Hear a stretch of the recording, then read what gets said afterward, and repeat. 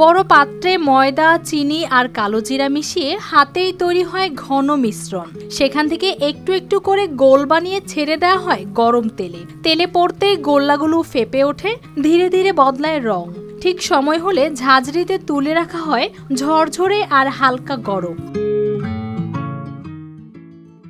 এই কাজের ছন্দ বদলায়নি বহু বছর ধরে, কারণ এই ছোট ছোট গোল্লাই আকসেদ আলী আর তার স্ত্রী সকিনা বেগমের জীবনের ভরসা। দাম মাত্র 1 টাকা। এত বছরেও বাড়েনি সেই দাম। লাভ খুব বেশি নয়, তবু দুজন মিলে যা আসে তাতেই চলে সংসার। এই বিশ্বাসই তাদের আজও কাজের সঙ্গে রেখেছে বেঁধে।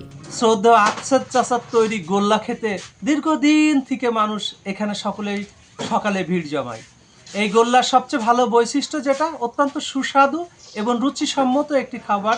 উনি অত্যন্ত পরিষ্কার পরিচ্ছন্নতার মাধ্যমে হাইজিনটা ফলো করে উনি এই গোল্লাটা তৈরি করেন। নায়াসিনামাইড ও স্যালিসাইলিক সমৃদ্ধ লিলি ফেস ওয়াশ, যা ফেসের ডেড স্কিন সেল দূর করে দেয় দ্বিগুণ ফাস্টার ব্রাইটেনিং। সকাল হতেই শুরু হয় ব্যস্ততা। এর মধ্যেই একের পর এক গোল্লা তৈরি হয়। দোকানের পাশেই জমে ওঠে পরিচিত গন্ধ।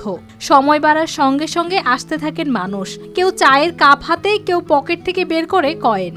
পাওয়া যায় না, সেখানে 1 টাকার গোল্লা আকসেদ আঙ্কেল দিচ্ছে আমাদেরকে।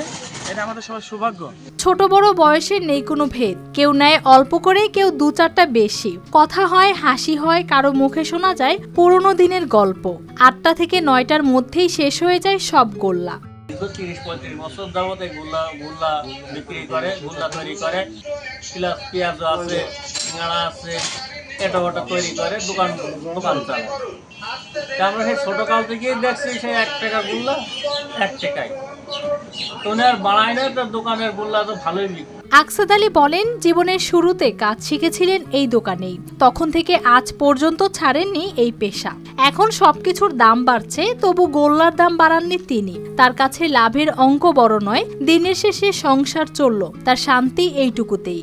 প্রত্যেক জনাকে জানাতে চাই যে এর ভিতরে কি আছে। আল্লাহ তাআলা এর ভিতরে আমার যাই কিছু দেয়, আমার কষ্ট দুঃখ হলেও আমি এই জিনিসটা ছাড়তে পারছি না, বাড়াতেও পারছি না, আর কোনো রকম বাড়াবো না।